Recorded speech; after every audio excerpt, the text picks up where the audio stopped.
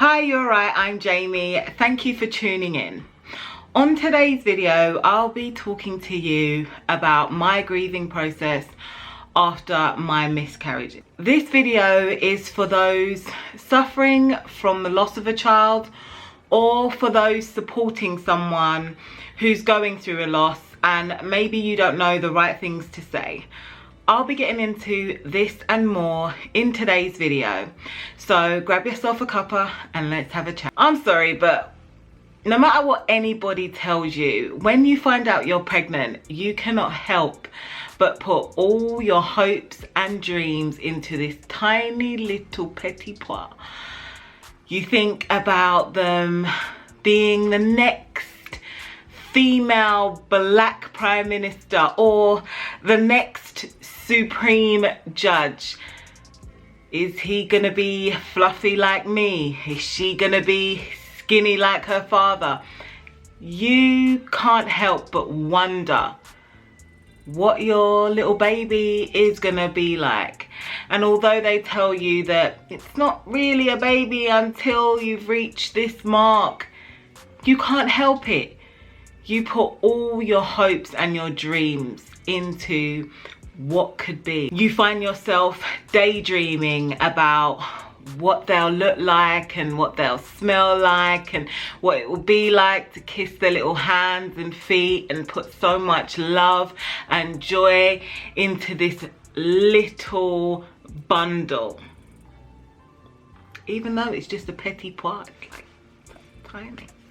You've already formed a bond with this baby, and then you get the devastating news that for whatever reason, this baby is not coming home with you. Grief is overwhelming.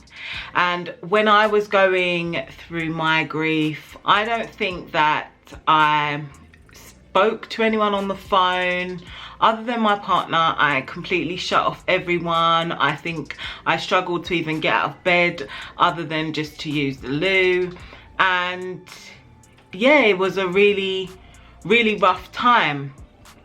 But I had to kind of go through the steps of grief. And after I went through my last loss, I had to put it off because I was so ill. I had to put it off for a long time and I couldn't actually get to go through the grief stages in the most natural way because I was still healing. I was in and out of hospitals. I had a long period in hospital, and even once I was out of hospital, I still had to go back for tests. So I didn't really get that period of natural grieving after I found out that I'd lost my baby. Every loss I've had has hit me like a tsunami. I'd fallen so deep in love with these babies, so when they didn't come home with me, my whole body was numb and ached and was weak, and it was just overwhelming. For me, grief is grief, and this video goes out to those who are dealing with grief and you go through the grieving process regardless of the age of the baby or the child that you've lost. I remember the first emotion I had was guilt. I think every mother at some point has blamed themselves, thought that it was something that they did, something they ate. Maybe they exert themselves too much. They were lifting stuff. They shouldn't have carried those heavy bags up the stairs or picked up their other children. We instantly blame ourselves. Me, I just felt completely helpless, that I couldn't help my babies, that there was nothing that I could do to protect them and bring them into this world healthy. My body was letting me down and there was nothing I could do. My body was fighting the most natural thing that it should do as a woman. I could have spent hours running through the list of shoulda, woulda, couldas. I thought I had done something wrong, and I spent weeks blaming myself. I thought I had missed all the signs. I thought, how could I not know? Like, what's wrong with me? I should have been able to tell that something was wrong. And after that comes the shame. The shame that you've told people that you're having a child, but you're never gonna bring that child home. And what will people think? People will think that you did something, that it was your fault. My body had let me down. I'd let my babies down. I had failed as a woman. It took me some time to forgive myself for what had happened, for what I had and what I had not done. I had to do this to get to a place of acceptance. I accept that I am less than perfect. I accept that there is nothing I could have done to prevent my miscarriages. And the truth is, neither can you.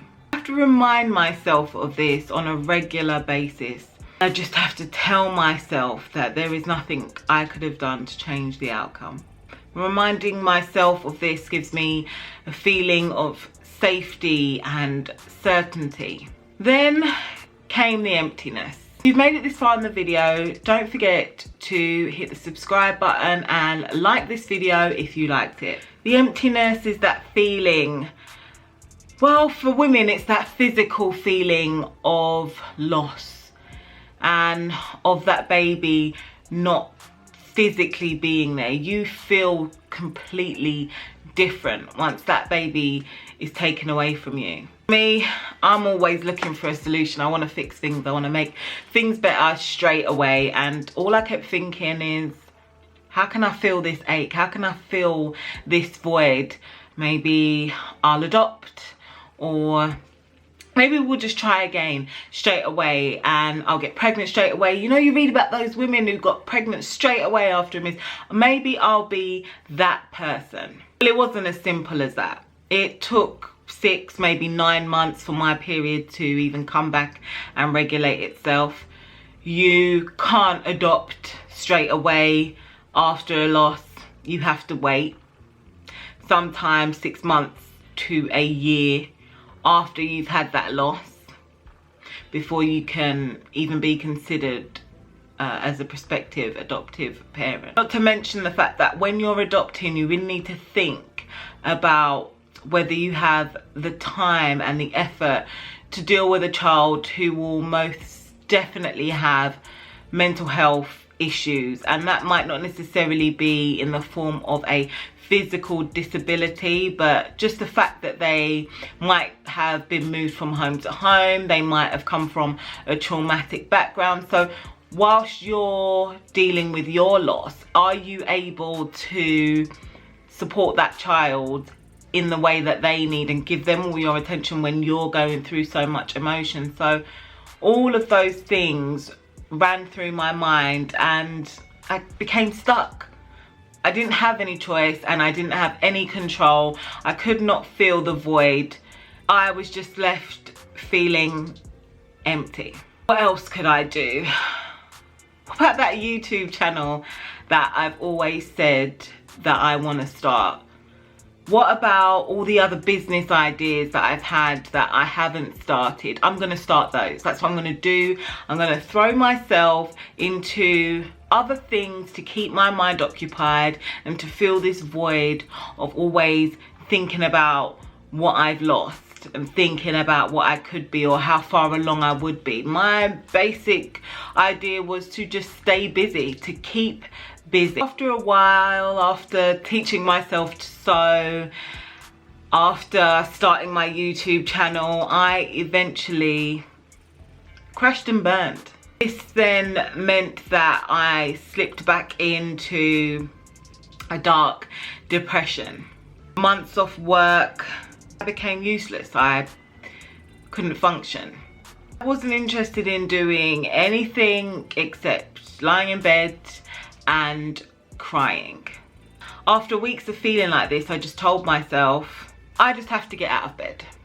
Today, I just have to get out of bed. And then I would say, tomorrow, I just have to have a shower. I just have to get out of bed and have a shower. And then the following day, it'll be like, I have to just tidy up a little bit. If I can just get out of bed, have a shower, and then I will tidy up a bit. And every day I just kept pushing the goalpost further and further away till I started to feel like myself again.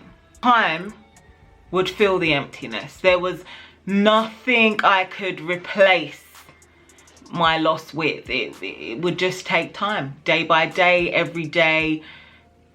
It would just be time alone that would fill my emptiness. If you're more of a reader than a video watcher, I'm launching my blog on the 5th of December.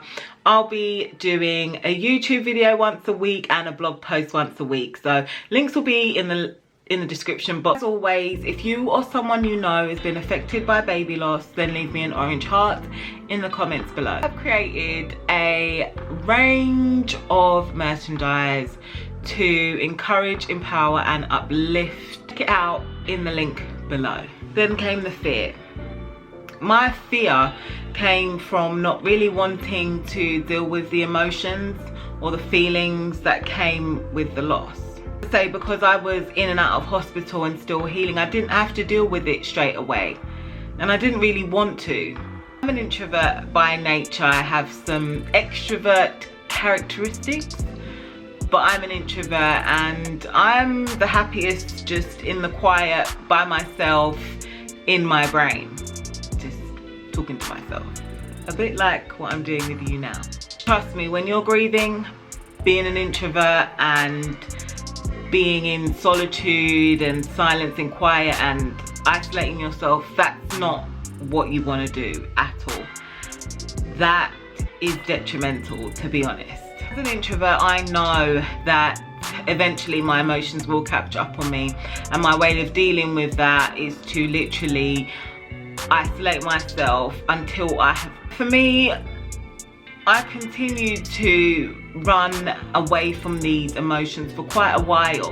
I didn't have to deal with them. I didn't want to deal with my feelings, because I knew that if I allowed my feelings to consume me, that it would be a dark day and I would fall into a depression, and I didn't want to deal with that at the time. I just wanted to keep busy, focus on healing physically, I had fear of grief. I generally tend to run away from situations that cause me to become mentally unbalanced.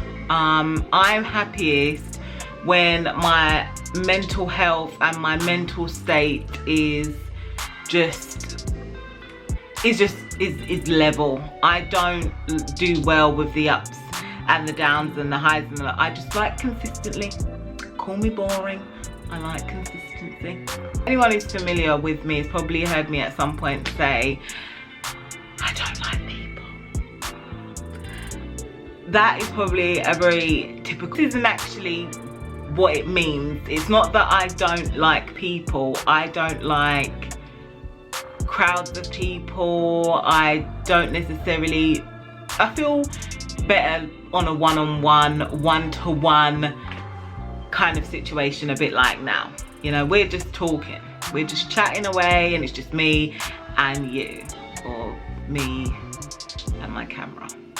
I prefer being in my head and processing things in my brain first before I share it with the world. I have to get things to make sense in my brain. So I do this by writing things down, keeping a journal, or just scribbling on pieces of paper when things pop into my mind, or keeping a note, or I send text messages to myself. Do other people do that? Do you ever text yourself? Anyway, that's how I text myself basically. If I have like a random thought at some point, I will write a text to myself and send it, because nobody else is using their text. Why not just text yourself? It's free. Once I'd exhausted all my options of keeping busy, I eventually broke down. I remember telling my other half, like, okay, I'm ready to deal with it. I'm gonna deal with it now. He knows me well enough now to know that if I don't want to talk about it, then it's probably not worth pushing the topic. I'll talk about it when I'm ready. So we hadn't actually spoken about it. We hadn't actually discussed the loss and how we were dealing with it. As I say, we were very much focused on getting me healthy, and then from that I was more interested in just keeping my mind busy, so I wasn't focusing on how I felt. So when I eventually did say I was ready to process things, he understood and we began to start speaking about things. I couldn't really put into words exactly how I felt. I was very numb. I was just very sad. Like, I deep down just felt this sadness from within, and I didn't have much more to say. I felt sad. So for that time, as I say, I got completely ghost, as the kids call it now, and I shut off everything so that I can deal with my grief, process my grief, and myself balanced. I've created a playlist which is all about miscarriage, so if you know someone who's going through a similar thing and maybe you don't know the right things to say, send them my playlist so that they know that you're thinking of them. I've created an ebook which is all about the stages of grief. It goes into a lot more detail than I have done in this video, so if you're interested, with the loneliness, I can only describe it as, have you ever been in a crowded room but still felt completely alone? That's how I felt, because nobody could really understand what I was really going through and how I really felt. Me for weeks, if not months, after my miscarriage. My baby has died, the bond is gone, the link is broken. There is any greater feeling than the one of growing a human being inside you. It's a feeling that you can't even really explain.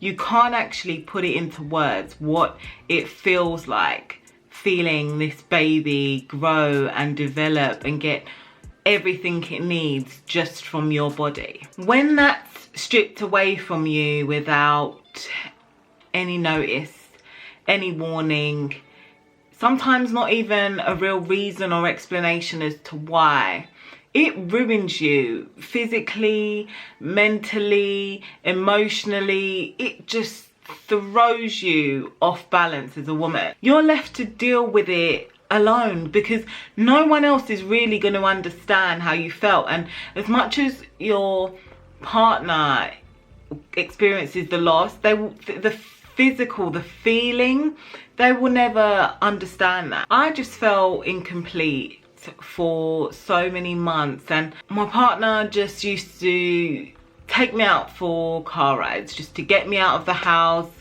clear my head, get some fresh air, and we live in the countryside, so it's not like we have to go far to find a quiet country lane or a quiet country road to drive on. Just breathe in the fresh air and just clear my mind. On these car rides, we would just talk about anything and everything, and if I didn't want to talk about the baby or what we were going through, then he wouldn't press the subject, and that's all he could really do. Now, the trauma of my last miscarriage has lingered with me a lot longer than I'd hoped, and it forced me to start this YouTube channel because I had to talk to somebody and I had to share what I was going through with someone. I started this channel to really help women out there and families out there who are going through a similar thing know that they are not alone, and everything they went through, there is someone out there who's had a similar experience and does understand your pain, because sometimes all you just need is that one person out there who's going through a similar thing to share your stories with. I'm still haunted by the sirens. I know for me and my other half, when we hear sirens, it takes us back to that day. So I guess my final thing to say is to talk to someone, talk to yourself, text yourself, keep an audio diary if that's your thing, start a YouTube channel if you want to, but I urge you to speak to somebody and talk to someone about what you're feeling and how you're feeling. Everyone grieves differently, but I think we can agree that no one should grieve alone.